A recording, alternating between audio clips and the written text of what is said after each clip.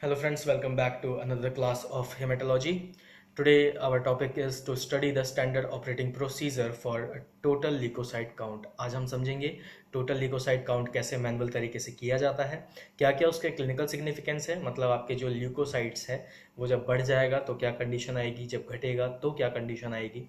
साथ ही साथ में हम इसके नॉर्मल रेंज भी समझेंगे कि एट बर्थ जब बच्चा पैदा होता है उस टाइम पे इसके क्या नॉर्मल रेंज रहती है, जब बच्चा बड़ा होता है एज के अकॉर्डिंगली 1 से 3 साल, 4 से 7 साल, 8 से 12 साल और एडल्ट एज में आता है तो ल्यूकोसाइट्स जो हैं हमारे बॉडी में कितने रहते हैं।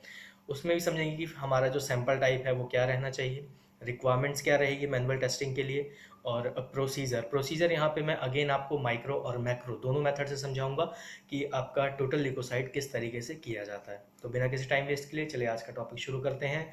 Study the standard operating procedure for total leukocyte count. Leukocytes शुरू करने से पहले मैं ये बता दूं कि ल्यूकोसाइट्स का अदर नेम आप उसे WBC यानी आपके वाइट ब्लड सेल्स के नाम से भी जानते हैं। वही सेल्स जो DLC, न्यूट्रोफिल, लिम्फोसाइट, स्नोफिल, बैसोफिल और मोनोसाइट सेल्स जो हैं, इन्हीं का जब हम टोटल एक साथ काउंट करते हैं तो हम इन्हें TLC यानी टोटल ल्यूकोसाइट सेल्स कहते हैं। बात करें क्लिनिकल सिग्निफिकेंस की तो इंक्रीज ऑफ ल्यूकोसाइट्स जो है, यानी ये 10,000 की रेंज से अगर ऊपर जाता है आपका 10,000 सेल पर क्यूबिक mm, अगर इससे ये ऊपर जाता है तो ये होता है आपका ल्यूकोसाइटोसिस कंडीशन।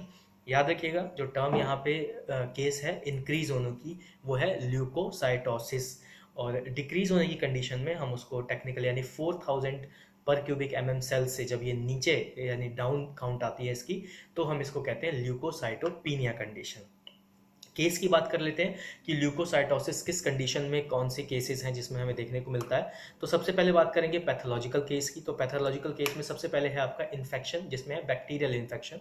जैसे ही बैक्टीरियल इन्फेक्शन कहीं भी आपके बॉडी में कॉज करेगा तो ल्यूकोसाइट्स जो है ऑटोमेटिकली क्या होगा, वो इंक्रीज हो जाएंगे। कोई वायरल होगा, वायरल जैसे आपको सर्दी जुकाम खांसी बुखार ये जो मौसम चेंज होने की वजह से होता है, इस केस में आपका क्या होगा, ल्यूकोसाइट्स इस केस में भी आपके बढ़े हुए नजर आएंगे। अगर मैं कहूँ प्रोटोजोअल तो मलेरिया एक कंडीशन है जिसमें आपके ल्यूकोसाइट्स बढ़े हुए नजर आते हैं। पैरासाइटिक इन्फेक्शन है जैसे हुकवॉर्म है या फ्लाइज है, इनकी वजह से आपके क्या होते हैं, ल्यूकोसाइट्स जो हैं वो इंक्रीज हो जाते हैं। वाई ल्यूकोसाइट्स आर इंक्रीज, इसको समझने के लिए कि ल्यूकोसाइट ही क्यों इंक्रीज हो रहे हैं, तो ये आपके फाइटिंग सेल्स, इम्यून सेल्स भी होते हैं, इसी वजह से ये इंक्रीज करते हैं। अब कुछ फिजियोलॉजिकल कैरेक्टर जान लेते हैं कि फिजियोलॉजिकल कैरेक्टर क्या है। तो जैसे मैंने बताया कि नॉर्मल रेंज हर एक एज में डिफरेंट होता है ल्यूकोसाइट, तो वो एक तो एज फैक्टर भी है। दूसरा फैक्टर आता है अगर आप बहुत ज़्यादा हाई टेम्परेचर में रह रहे हैं तो उस हाई टेम्परेचर की वजह से जो आपकी बॉडी है उसको फिट रखने के लिए जो ल्यूकोसाइड्स हैं वो हाई होते हैं। सेवरल सीवियर पेन, अगर आपकी बॉडी में बहुत ज़्यादा सीवियर पेन रहता है किसी भी मस्कुलर इन्फ्लामेशन की वजह से, तो उस केस में भी क्या होता है, ल्यूकोसाइड्स जो है वो बढ़े हुए नज़र आएंगे। और आपका म्यूकोजल मतलब आप मस्कुलर एक्सरसाइज अगर बहुत ज़्यादा करते हैं, जैसे जिम है या एथलीट्स हैं जिनकी मसल्स हर वक्त मूवमेंट में रहती है, मैक्सिमम टाइम जो है स्ट्रेस मूवमेंट में रहती है, तो उस केस में भी देखा जाता है कि उनके ल्यूकोसाइट्स जो है कहीं ना कहीं किसी न किसी फेज में इंक्रीज रहते हैं, स्पेशली जो आपके मसल से रिलेटेड सेल्स हैं उसमें। बात कर लेते हैं केस ऑफ ल्यूकोसाइटोपीनिया की, यानी जहाँ पे 4,000 पर क्यूबिक mm सेल से नीचे आ रहा था। तो कुछ बैक्टीरियल इन्फेक्शन है जैसे टाइफाइड है, पैरासाइटिकल है, माइक्रोबैक्टीरियम ट्यूबरक्लोसिस है।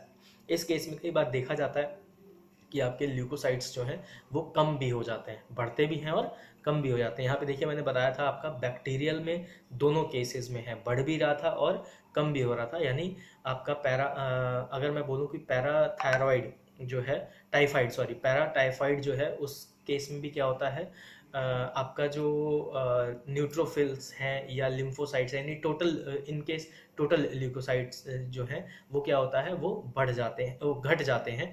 और वहीं अगर जनरल बैक्टीरियल इन्फेक्शन होता है कोई, तो उस केस में वो बढ़ भी जा रहे हैं। अगर मैं बात करूँ ट्यूबरक्लोसिस की, तो उस केस में भी देखा गया कि कई बार आपका TLC जो है वो घटा हुआ रहता है, लेकिन DLC आपका जो है वो वेरिएशन में हाई और लो इस तरीके से रहता है। वायरल इन्फेक्शन की बात करूँ तो हेपेटाइटिस में, इन्फ्लुएंजा में और मिजल्स के केस में देखा गया है कि आपके टीएलसी जो है वो लो रहेंगे, बाकी जो डीएलसी है वो आपको वेरिएशन देखने को मिलेगा। तो कंफ्यूज नहीं होना है, ऐसा नहीं है कि अगर आपके डीएलसी हाई है तो टीएलसी हाई होगा, ऐसा कंपल्शन नहीं होता है। उस कई बार देखा जाता है कि आपके टीएलसी तो कम होते हैं, मतलब जो टोटल लिकोसाइट है वो कम है, लेकिन डीएलसी में वेरिएशन देखने को मिलता है। फिर आपका उसके बाद आ जाता है कुछ ल्यूकीमिया के केसेस में आपको जो टोटल लिकोसाइट काउंट है वो कम देखने को मिलेगा। प्राइमरी बोन मैरो डिजीज़ जो है जिसे अल्फेटिक एनीमिया कहते हैं, उस केस में भी देखने को मिलता है क्या कि हमारा टीएलसी जो है कम हो जाता है। कुछ ड्रग थेरेपी और रेडिएशन थेरेपी में जो secondary bone marrow disease category में आता है ट्रीटमेंट के, तो उस केस में भी देखा जाता है आपके जो टीएलसी हैं वो रिड्यूस हो जाता है। कुछ एनीमिक केसेस जैसे आपके मेगालोब्लास्टिक है या आयरन डेफिशिएंसी एनीमिया है, इस केस में भी देखा गया है कि टीएलसी काउंट जो है वो आपके नॉर्मल रेंज से रिड्यूस रहता है, यानी ल्यूकोसाइटोपीनिया कंडीशन देखने को मिलती है। बात करें नॉर्मल रेंज की, अब आपको समझ में आएगा कि मैं क्यों एज फैक्टर बोल रहा था कि एज फैक्टर की वजह से भी डिफरेंस देखने को मिलता है। तो एडल्ट में 4000 से 11000 सेल पर क्यूबिक एमएम नॉर्मल रेंज रहती है आपकी टीएलसी की। एट बर्थ यानी जब बच्चा पैदा हुआ है तो 10,000 से 25,000 तक उसके सेल्स रहते हैं पर cubic MM. Children between 1 to 3 years की मैं बात करूं तो 6000 से 18,000 सेल्स पर क्यूबिक एमएम आपको देखने को मिलेंगे नॉर्मल रेंज में। चिल्ड्रन बिटवीन 4 to 7 ईयर, यहाँ पे 6,000 to 15,000 सेल्स पर क्यूबिक एमएम देखने को मिलेंगे। चिल्ड्रन बिटवीन 8 to 12 ईयर्स, यहाँ पे 4,500 से लेके 13,500 सेल्स जो है वो आपको देखने को मिलेंगे नॉर्मल रेंज में। स्पेसिमेन टाइप की बात कर लें कि मैनुअली जब हम टीएलसी काउंट करते हैं तो स्पेसिमेन टाइप क्या रहता है, तो यहाँ पे आपका कैपिलरी ब्लड भी आप यूज़ कर सकते हैं और साथ ही साथ में एडीटीए ब्लड भी यूज़ कर सकते हैं या डबल ऑक्साइलेट ब्लड भी यूज़ कर सकते हैं।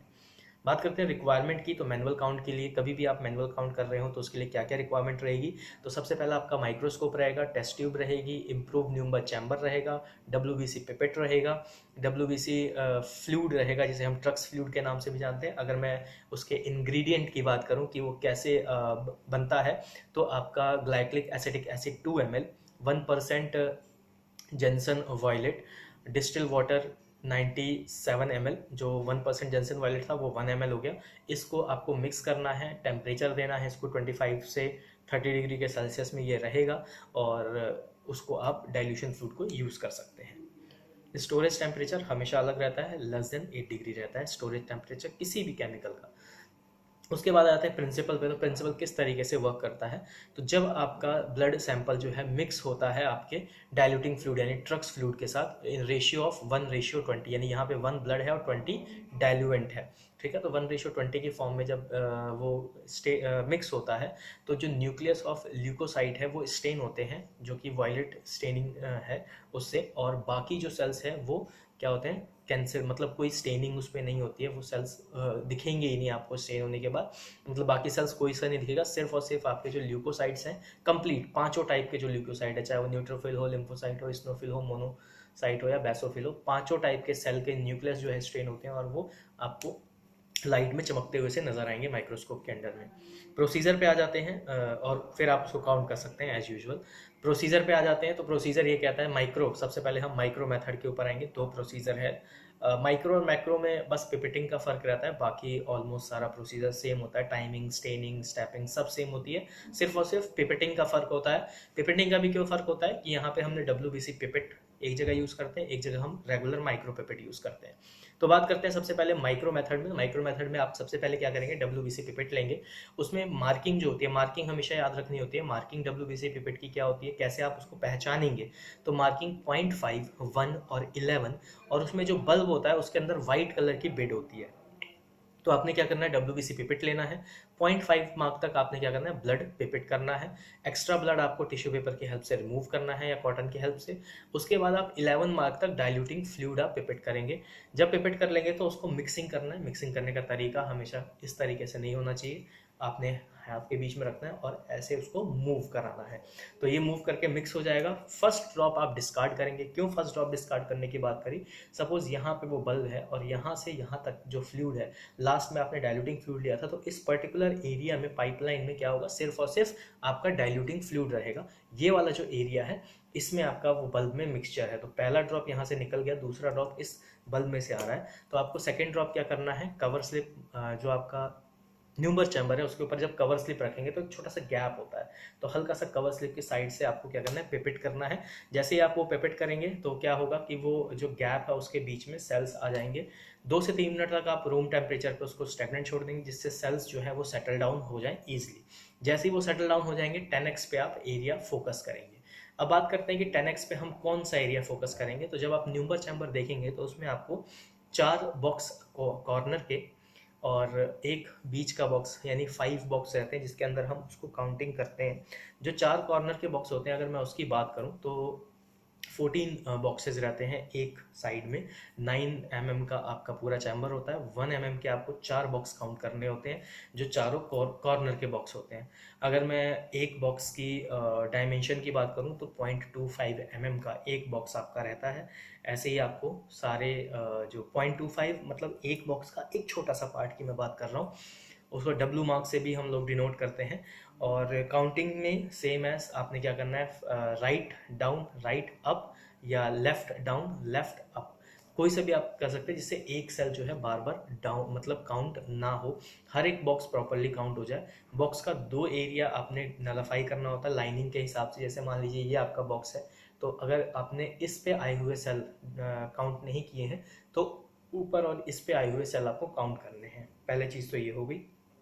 काउंटिंग कैसे चलेगी, आपने सपोज यहाँ से गए लेफ्ट, फिर डाउन, फिर राइट की तरफ, फिर डाउन, फिर लेफ्ट की तरफ, फिर डाउन, इस तरीके से आप काउंट करते हुए जाएंगे, जिससे आपका कोई भी बॉक्स मिस ना हो या कोई भी बॉक्स रिपीट ना हो। तो ये थी आपकी काउंटिंग माइक्रो मेथड की। अब आ जाते हैं एक बार मैक्रो मेथड समझ लेते हैं, फिर कैलकुलेशन के ऊपर आएंगे।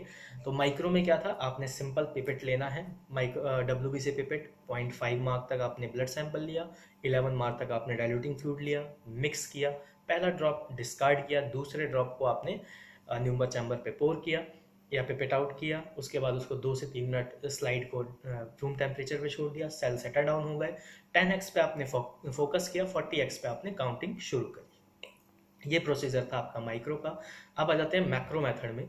हमें रेशियो बनाना है 1:20 का, डाइल्यूशन रेशियो जो है। तो याद रखना है यहाँ पे हम 20 माइक्रोलीटर आपका ब्लड लेंगे। आप चाहे माइक्रो पिपेट से ले लें, HB पिपेट से ले लें, कोई से भी 20 माइक्रोलीटर आपको ब्लड सैंपल लेना है। उसमें 380 माइक्रोलीटर आपने डाइल्यूटिंग फ्लूइड डालना है, जो टोटल आपका बनाएगा 400 माइक्रोलीटर का सैंपल। 380 आपने डाइल्यूटिंग फ्लूइड बनाया, 20 माइक्रोलीटर आपने कितना क्या लिया, आपने ब्लड सैंपल लिया, तो वो रेशियो बना 1:20 का। आपने मिक्स करना है उसको। मिक्स करने के बाद आपने माइक्रो पिपेट की हेल्प से एक बूंद, ठीक है, एक बूंद आपने कवर स्लिप और न्यूमर चैम्बर के बीच में पिपेट आउट करनी है। थोड़ी देर के लिए 2 से 3 मिनट के लिए उसको स्टैग्नेंट छोड़ देना है, सेम एज। उसके बाद 10x पे आप फोकस करेंगे, 40x पे आप उसको काउंट करेंगे। प्रोसीजर दोनों का सेम है। जब आप टॉप व्यू देखेंगे उसका न्यूमर चैम्बर का, तो 2 बॉक्सेस आपको नज़र आएंगे, ठीक है। और जब आप साइड व्यू देखेंगे तो उसमें कवर स्लिप और आपके चैम्बर में एक गैप नज़र आएगा। तो जो गैप होता है उसको हम डेप्थ कहते हैं। तो अब यहाँ पे जब हम आगे बढ़ेंगे, इसमें देखेंगे कैलकुलेशन में कि आपने नंबर ऑफ सेल काउंट कर लिए। अब आ जाते हैं कैलकुलेशन में कि भाई हमने जो सेल काउंट किए क्या वही सेल देने, नहीं, पहले हमें उसे फॉर्मूले में पुट करेंगे वैल्यूज़ को। तो नंबर ऑफ सेल काउंट पर क्यूबिक mm ऑफ ल्यूकोसाइट और WBC होल ब्लड। तो आपने यहाँ पे क्या काउंट किया, होल ब्लड में याद रखिएगा सिर्फ और सिर्फ आपने डीएलसी काउंट किया है। क्यों डीएलसी काउंट किया, क्योंकि आपने जो ट्रक्स फ्लूइड यानी डाइल्यूटिंग फ्लूइड यूज़ किया था उसने सिर्फ और सिर्फ WBC सेल्स को ही स्टेन किया था, बाकी सेल्स की मॉर्फोलॉजी को, कोई किसी भी सेल की मॉर्फोलॉजी को स्टेन नहीं किया था। तो यहाँ आ जाते हैं, तो number of cell count multiplication में आ जाएगा dilution factor divided by area counted multiply में आपका डेप्थ ऑफ चैम्बर। अब यहाँ depth of chamber, dilution factor, area count, तो कुछ वैल्यू हमारे पास पहले से गिवन है। क्या क्या गिवन है, हमारा डाइल्यूशन रेशियो क्या था 1:20, तो डाइल्यूशन हो गया यहाँ पे 20। एरिया क्या था, हमने 4 काउंट किए थे 1 mm के, बॉक्स जो थे हमारे वो काउंट किए थे, तो 4 आपका एरिया आ गया काउंटिंग एरिया में। डेप्थ मैंने आपको बता ही दिया कि जो गैप था कवर स्लिप और चैम्बर न्यूम्बर चैम्बर के बीच वाला जहाँ पे वो स्केलिंग बॉक्स बना रहता है, तो वो था 0.1 mm। तो ये आपका डेप्थ भी आ गया। तो हमारे पास 3 वैल्यू आ गई यहाँ पे, डाइल्यूशन 20 हो गया, एरिया 4 हो गया और डेप्थ ऑफ फ्लूइड जो है 0.1 mm हो गई। अगर हम इन तीनों वैल्यू को पुट करते हैं तो जो शॉर्ट फॉर्मूला बन के निकलेगा वो ये निकलेगा, number of cell count multiply में 50 पर 50 सेल्स पर क्यूबिक mm। तो आपका जो सेल, जो भी आपने एक्स या वाई सेल, जो भी कितने नंबर ऑफ सेल काउंट किए, मान लो 50 सेल काउंट किए, तो 50 इंटू में 50 डिवाइडेड बाय, सॉरी 50 इंटू में 50 दैट इज योर 100। तो वो आपके क्या हुआ, सॉरी नॉट 100, इट्स 22,500। तो वो जो पर्टिकुलर सेल है वो आपका आ गया। तो यहाँ पे कोई भी वैल्यू हो सकती है, जरूरी नहीं है 50 सेल्स ही हो, 50 सेल्स से ज़्यादा काउंट होते हैं ऑब्वियसली बात है। सपोज आपने 100 सेल्स काउंट किए हैं, ठीक है, 4 बॉक्सेस में आपके 100 सेल्स आए, तो 100 सेल्स में क्या हुआ, 100 multiply by 50 that is your 5000 cells पर क्यूबिक mm आपका आ गया आंसर। किसका आंसर आया, जो पर्टिकुलर आपने सैंपल टेस्टिंग की है उसका, यानी जो सैंपल लिया है उसका। तो ये लेक्चर था आपका to count total leukocyte count था अंडर मैनुअल मेथड, जो कि आपका मैक्रो और माइक्रो मेथड था। उम्मीद करता हूँ ये लेक्चर आपके लिए इन्फॉर्मेटिव रहा होगा। इस लेक्चर को समझने के बाद आप कुछ क्वेश्चंस के जवाब दे पाएंगे, जैसे composition of WBC diluting fluid यानी ट्रक्स फ्लूइड का जो कॉम्पोजिशन था वो आप दे पाएंगे। क्लिनिकल सिग्निफिकेंस बता पाएंगे, ल्यूकोसाइटोसिस और ल्यूकोसाइटोपिनिया में क्या क्या कंडीशंस आपने देखी। नॉर्मल रेंज बता पाएंगे according to male female and age group. और आप dilution ratio, dilution factor, area, ये सारे के बारे में भी आप बता पाएंगे। पढ़ते रहिए। धन्यवाद।